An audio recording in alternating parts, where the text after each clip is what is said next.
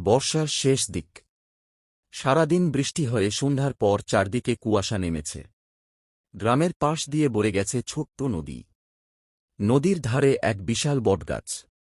গ্রামের সবাই বলে সূর্য ডুবে যাওয়ার পর ওই গাছের কাছে কেউ যায় না, কারণ সেখানে নাকি প্রতি রাতে বাঁশির সুর শোনা যায়। গ্রামের সাহসী যুবক রাহুল এসব কথায় বিশ্বাস করত না।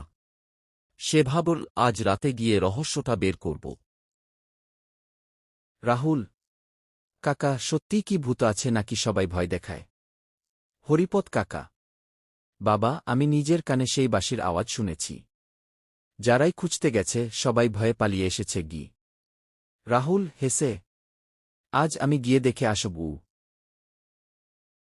রাত ঠিক 12টা।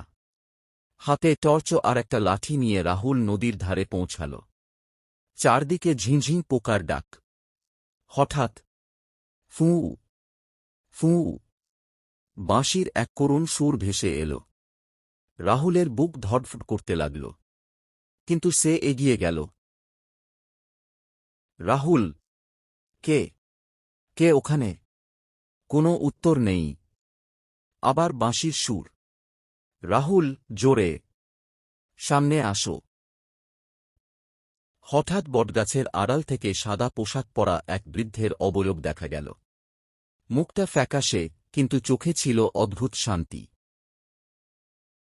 বৃদ্ধ: ভয় পেও না। রাহুল কাঁপা গলায়: আপনি মানুষ না? বৃদ্ধ: আমি এই গ্রামেরই মানুষ ছিলাম। বহু বছর আগে বন্যায় মারা গেছি। রাহুলের হাত থেকে টর্চ পড়ে গেল, কিন্তু আশ্চর্য, বৃদ্ধের গলায় কোনো রাগ নেই। রাহুল: আপনি এখানে কেন থাকেন? বৃদ্ধ: আমার একটা শেষ ইচ্ছে অপূর্ণ রয়ে গেছে। আমার নাতির জন্য রাখা একটা কাঠের বাক্স ওই বটগাছের শিকড়ের নিচে চাপা আছে। কেউ সেটা খুঁজে দেয়নি। রাহুল: আমি যদি সেটা বের করে দিই? বৃদ্ধ মৃদু হেসে: তাহলে আমার মুক্তি হবে। পরদিন সকালেই রাহুল কয়েকজন গ্রামবাসীকে নিয়ে সেখানে গেল। সবাই মিলে মাটি খুঁড়তেই সত্যিই একটি পুরনো কাঠের বাক্স পাওয়া গেল। বাক্সের ভিতরে ছিল কিছু পুরনো গয়না, কয়েকটি সোনার মুদ্রা আর একটি চিঠি।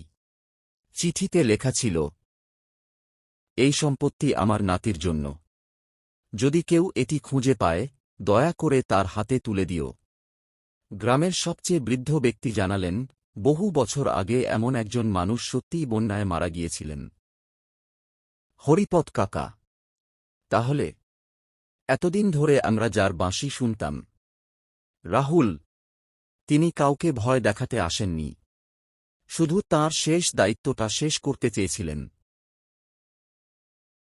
সেই রাত থেকে আর কখনো নদীর ধারে বাঁশির সুর শোনা যায়নি।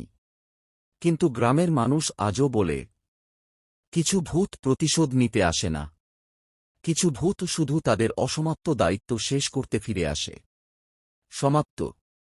এরকম ভিডিও পেতে চ্যানেলটি সাবস্ক্রাইব করুন।